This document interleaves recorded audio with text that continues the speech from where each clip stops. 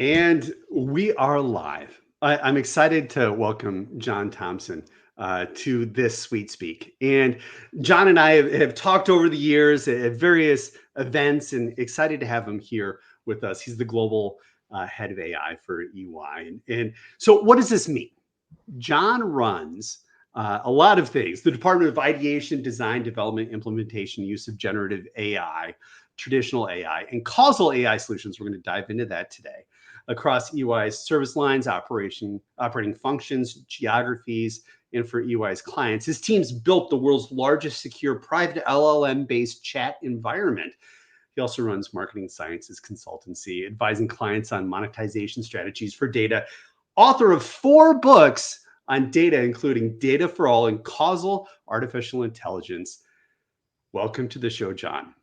Hey, JD, how you doing? I'm good. So to Gen AI, foundational AI, but also causal AI. But first, EY, your value comes from its intellectual property. And so data privacy and security are huge.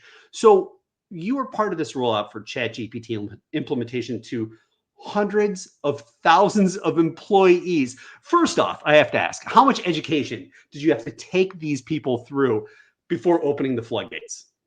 Almost none. Wow. Yeah. I mean, you said it in the preamble before we went live. Most people understand Gen AI. The beauty of Gen AI is that it's English, it's Hindi, it's Spanish, it's French, it's Croat, it's whatever language you speak. So, for people to stimulate the models and do things, we made an assumption that, people are going to be interested, there's going to be great uptake, and people are going to play with it. So, we said, let's just get it out there. So, a lot of companies are afraid and worried and concerned, and they should be. I mean, this is pretty powerful stuff. But we, got the direction from our executives that they wanted our global employee base to engage with this stuff immediately. So we just hit the 1-year anniversary of our tool, which is called EYQ. Q from the James Bond Q character, quartermaster, giving you all the fun tools to play with, fun weapons and stuff like that. So we measured it the week before its first anniversary, which was September 21st. It's available to 300,000 people, and we've hit 281,000 so far. So we're at 99.85% adoption. So for organizations that want to have an initiative like this, who did you have to get on board first to say this is something that would benefit our organization? We were very fortunate in that, I'm coming up on my 2nd anniversary at EY. So just a few months after I joined, I got a call from it's called the General Executive, which is kind of a weird dystopian name, but it's the 8 people that run EY. And they said, we want to talk to you about this new Gen AI thing. So I showed up at the meeting and we had a conversation, and they said, we want everyone to have access to this as fast as possible. So it was the 8 people that run the company or run the organization. EY is a partnership, not a company, runs the partnership. And they said, look, we want you to get this done. And if anybody, is a roadblock or a problem, send it up to us and we'll make sure that it's cleared. So I didn't have to sell anybody. They just gave me a directive and said, go get it done. Talk to me about use cases and the day-to-day benefits that people are experiencing. I was having a conversation with a young lady up in the Thumb area of Michigan, where I grew up, as a matter of fact. So, we speak Michigander. So it was really easy and fun to have a conversation. And she said, and this is a quote, this is not me paraphrasing. She said, I vomit my thoughts into a Word document, and then I put them into EYQ and say, write me an email for this person. So, they just take all the thoughts and dump it in there, and it writes an email for them. So productivity, writing is one use case. Another is people are able to upload huge documents, and many of them. It could be contracts, it could be, policy documents, it could be both. And then say, compare and contrast. Show me where our contracts don't meet the requirements of the relevant policy documents. So compare and contrast. And then we have, in our environment, we have many models. So you can have OpenAI, all the ChatGPT models there, DALI, Codex. We're working on having, hundreds of different models in there. So it depends. If you're trying to develop code, you can use Codex. If you're trying to, do some imagery, you can do that as well. So the use cases are manifold. They're all over the place. Let's take a step back and talk about data leaders. How do you think data leaders can have more of an impact today than in the past? It does start with those conversations with those operational executives, doesn't it? And in using AI to address some of their problems. Talk to me a little bit more about that. Yeah, I was up in Wisconsin last week and having I was presenting at their annual executives conference, and many people would catch me in the hallway and ask me a variation of that question, which is, what should I be working on? What should I be thinking about? And I've said this for years, even before Gen AI. I said, look, you don't have to create problems. That's not your job. Go talk to your head of sales or the head of supply chain or the head of manufacturing. Have lunch with them. And I can guarantee you within the first 5 minutes of you sitting down and biting into your burger or your sandwich or your soup or whatever you're eating, they're going to start talking about the thing that bothers them the most. It's on the top of everybody's mind. They want to get past their frustrations. They want to get past their challenges. You just have to give them a forum for them to tell you what it is. Is it supply chain efficiency? Is it manufacturing yield? Is it pricing optimization? They will tell you. And you can work on those problems with traditional AI, foundational AI, Gen AI, and soon causal AI. And to actually put a finer point on the response to your question, a lot of people are saying, well, I don't really know what data to use. And that question just got even more complicated because I was thinking about this as I was writing the fifth book. We in analytics have been working with, we say 10% of the world's information because that's what's structured. Really, we've been working with 1% of world's information because we sample 10% down, to a smaller amount. So now with Gen AI, we can use 100%. Virtually 100% of the world's information is now available to us. So people really have to open their minds to, what they want to do, because there really isn't any reason for you to be not using, the structured information, the unstructured information, your contracts, clinical records, healthcare information, transaction, location, all that stuff's up for grabs now. So, there's no limits on what you do other than what you can imagine. So I'm going to challenge you on that then. Please. So talk about those organizations that hold their real world data close to the vest. How can they test the waters when it comes to training AI models when they don't want people to deal with that or see that? Well, let's be crisp with our language. There's lots of large language models out there from Cohere and Anthropic and Mistral and Google and all the big players out there. And testing a model when it's doing inference is quite easy. You can bring it in, you can have it in a private instance, you can send information in, you can get responses back. That's easy to do. The next step is if you want to take a model that's pre-trained and you want to fine tune it. That's a little bit more complicated than some people think it is. Now we're getting into the world of, we move away from large language models, and let's say we want to start talking about small language models or domain language models. Now you have the capability to train a model from scratch. Now that's complicated and it's a little hard and it can be expensive, but we've already done it. So we know how to do it. We can do it for you, on and on and on. And then I like to talk about tiny language models, which I don't know if that term's ever going to catch on. But those are the things we've been doing for the last 7 years, 10 years on natural language processing, natural language generation, natural language understanding. So we need to be clear in that, pantheon or continuum of models. Are we talking about large language models and we're just going to use them for inference? Are we talking about domain language models we're actually going to pre-train and fine tune? And are we talking about tiny language models that we do everything with? So that whole range of models is available to us today. It goes back to the question: who owns the data? Isn't that the question that's often put out there? It's a gray area, as Yeah. Fletch would say. How gray? Charcoal. It's gray. So, who owns the data today? Well, I'm gonna, love the back and forth, JD. I don't think it's gray. I think it's black and white, to tell you the truth. I mean, my third book was a book called Data for All. It's over there on my shoulder somewhere. And the bottom line is, I think most people have been programmed to believe, or led to believe, that that is a gray question. It's not. It's black and white. You own your data. You do.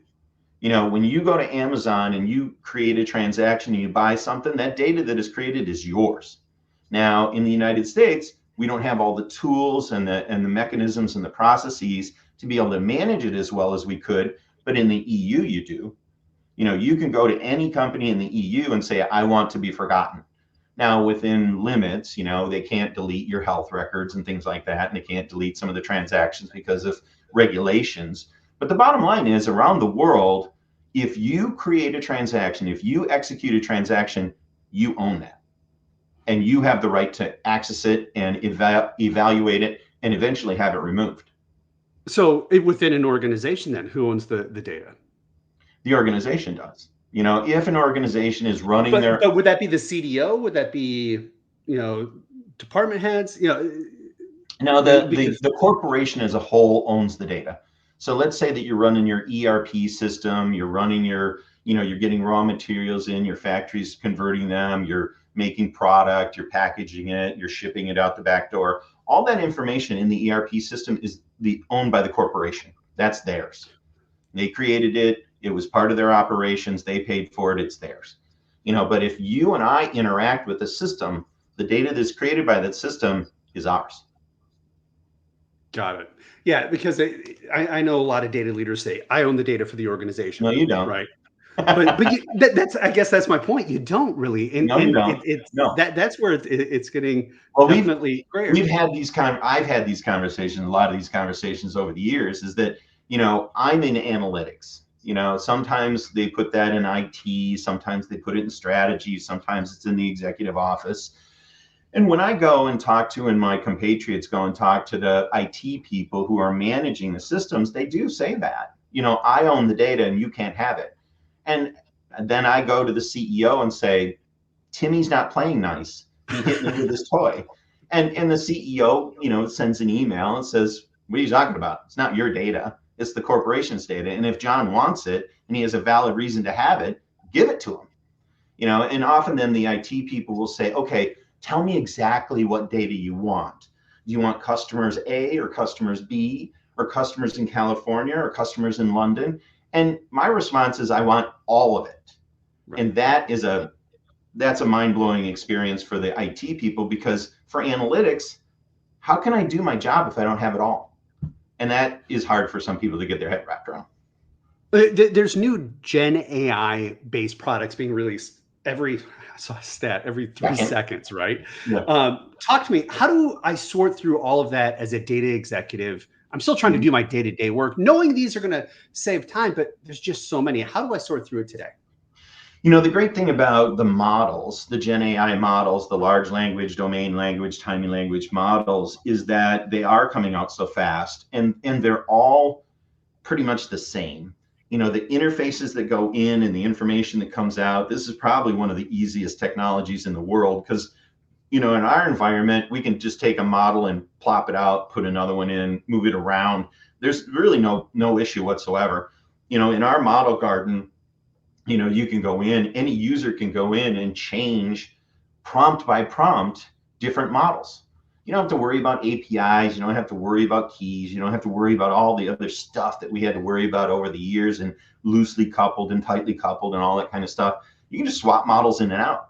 Or you can actually make a model garden available to your users and just say, go crazy. So, one of the things that I'm really excited about is that, over the last 2 years, we've gone through these whole things of retrieval augmented generation and context windows and doing all this kind of stuff. And the reason that we go through all this is we're trying to reduce hallucinations. We're trying to increase relevancy and accuracy. That's really all we're trying to do. Everybody gets all wound up about the technology and the chunking and, and indexing and all this kind of stuff. The bottom line is we're just trying to get these models to tell us something that's accurate. So when you think about that, if that's really the case, and you see things coming out like Gemini Flash, 1.5 Flash from Google, the context window is 2 million tokens. I mean, 2 million tokens is enormous. Right. So, instead of trying to index all this information and wrap it around a model, just put it all into the model. That's what the context window allows you to do. So what I've been saying to people is that, we train humans, we, put them through different conditioning, we do all sorts of things, and people forget and they make mistakes. And I mean, we're human, everybody does that. But I say, well, why don't we teach the model or treat the model just like a person? Why don't we put in all the training information, all the policies, all the procedures, and prompt the model just as if it were a person? You know what? They actually work better than people. They don't forget. They always do the same thing for the most part within a range of probability. And I think the context windows broadening. We're up to 2 million. Soon it'll be 10 million. You'll be able to put, the entire corpus of a certain subject area into a model as context. Makes it pretty easy. Right. So talk to me about causal AI. You wrote a book about it, and you've got another one coming out. Causal versus Gen AI. So the future of large language models, simple tasks. You've used the example before of booking travel as being one of them. The future really could be in causal AI, as you've written before. Talk to me about the differentiation and where you see it going. Yeah, I really think we're on the cusp of something truly unique and different. Causal AI is, we've had foundational AI, the predictive, prescriptive, all the things that we've known for years. We're now in the era of Gen AI, of course, and Gen AI is taking up all the oxygen in the room. It's taking up most of this conversation as well. But causal AI is really coming into its own. Judea Pearl out of UCLA and all his compatriots have created this whole new branch of calculus. And we've got companies like Geminos and Causal Lens. And I've been looking at those guys for quite some time now, and they're moving quite nicely into commercial software. So you're now getting a user experience where I wouldn't say mere mortals, like business analysts and folks like that. It's a little bit harder than that, but certainly data scientists can go in, and we're now seeing a real interesting synergy. One of the hardest things for people to do is to come up with a true causal pair. This caused that. You always hear these stories about, firemen cause fires because there's firemen are always around fires. So firemen must be the cause of these fires. Well, that's not a true causation. It's just not the way it works. But, it's hard for people to get, everybody understands correlation, this and that, and they're related and there's some probability. But causal pairs now, it's easier to generate them because by implicit or just by happenstance or however you want to think about it, Gen AI has ingested all the world's information about causality, or a great deal of it. So Gen AI is really good at generating causal pairs. So you can use Gen AI as a front end to generate your causal environment and feed that into causal AI. Then it does a really good job on mathematically proving that it's right, generates the structured diagrams that you want to use. And then you run the system and it says, okay, here's the confounders, here's the conflicting, here's the true causal, and here's how this system actually works. So what we're going to see we see it today in beta tests and alpha tests and early stage stuff is Gen AI being used for early data preparation and generation, feeding into causal systems, and then causal systems being used for interventions in marketing and manufacturing and different things like that. So causal AI, the calculus that we have and the products that are coming forth now are codifying and making this causal calculus accessible to us. I mean, I don't think most people think of it this way, but that's really the job of technology, is to take scientific insights and build systems and procedures and interfaces so people can actually manipulate the math and the science in a way that it works for us in our professional lives and our personal lives. So I'll stop there. I'm sure I've generated a billion questions, but go ahead. Well, yeah, I love how you talk about how it could build together. Talk to me more about why causal AI isn't more widely accessible or more widely used yet. Yeah, it's just coming into its own, JD. The calculus was just proved maybe 5 to 7 years ago. Amazon and Microsoft, went off and, like they always do, competed against each other in this nascent field, and they both found out, well, you got a little bit, I got a little bit, and it's not really going as fast as we want, so we should mash it together, which they did a few years ago. And now you've got these early stage tech companies that are working on it and trying to make it accessible. So it's just an evolution. It's one of those things that, just like predictive AI was a slow roll, how many AI winters did we have from 1960 until 2004? 5 of them. We can do another show on what the cause of all those AI winters was if you want. But finally, my assertion is that those winters were caused by symbolic AI and the limitations of symbolic AI. And I'm sure Gary Marcus's ears are burning somewhere. But then neural networks broke out, and nobody really understands, or the general public doesn't understand, the difference between symbolic AI and neural networks. But they're always conflated for some reason, but they're not. Symbolic was a problem. Symbolic has a great deal of value. It's just limited in what it can do and its scale. Neural networks allow you to get in and understand the data and leverage scale and things like that. So the evolution of predictive AI is similar to what we're going to see in causal AI. Gen AI is an outlier. This whole thing of, you took a neural network and you smashed the entire data of the internet into it and magic happens. That's not going to happen with causal AI. It's just not. It's going to take 3 to 5 to 10 years for that to take off. So, in the near future, I think my new book will come out probably March of next year, and that is a treatment of foundational AI, generative AI, causal AI, and what I'm calling composite AI. So composite AI will be with us probably in 2 to 5 years from now, and it'll be all those things put together. So, end users and executives will come to people like you and me and other technologists and analytics professionals, and they'll explain what they want to have happen. Just in language, they'll just talk about what they want to have happen. Then we'll go build applications that have all three of those engines behind it, and we'll provide a conversational window to those users, and they'll just type in what they're thinking. The orchestrator will tear that prompt apart, will send it off to those three different engines, will bring all the results together, put it into a nice package, and send it back to the users. So we're very close in historical terms. We're very close to having something that is the composite AI application that we've all been dreaming about. At least I've been dreaming about it. So I like this promise, the composite AI, because it hits every industry.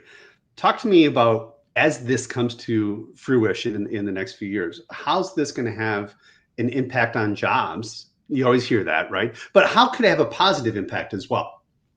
it will have definitely a positive and a massive positive impact on jobs. I grew up in Michigan, around the auto industry, when the auto industry was not as good as it could have been. And I saw, firsthand, the impact of people losing their jobs, the breadwinners, the single breadwinners losing their jobs, and what hardship that created to families and communities. And I'm sympathetic and empathetic to that change, and to the economic vagaries that are pushed onto people. So people who are probably a little older in their career and don't have the interest in learning new skills will be hurt by Gen AI. There's no doubt about it. There will be jobs lost. Let's not sugarcoat it. That will happen. But the more mechanistic jobs, the travel agent jobs, the data entry jobs, those kind of things, the comparing to documents, a lot of lower stage legal jobs, those jobs are going to go away. Right. Gen AI will do that work and do it quite well and do it much faster than anybody could could do it. But we are going to see millions of jobs, tens of millions of jobs created in related to model building, model construction, model management, application construction, analytical work, data management, data integration. There will be tens of millions of jobs created in those areas. So it is a steady evolution of the economy, from human muscle to animal muscle to steam power to electric power to information to knowledge to intelligence. And we're in that evolution going from information to intelligence. And there's going to be winners and there's going to be losers. And the losers will be mostly skewed to people later in their career, and the winners will be mostly skewed to those earlier in their career. This is no different than any other transition that we have seen. But if you go back and look at the jobs reports and the economic predictions from the World Economic Forum, Gartner, Bank of America, Goldman Sachs, a number of reputable large research firms, the numbers are clear. The net jobs created are going to well outweigh those that are lost.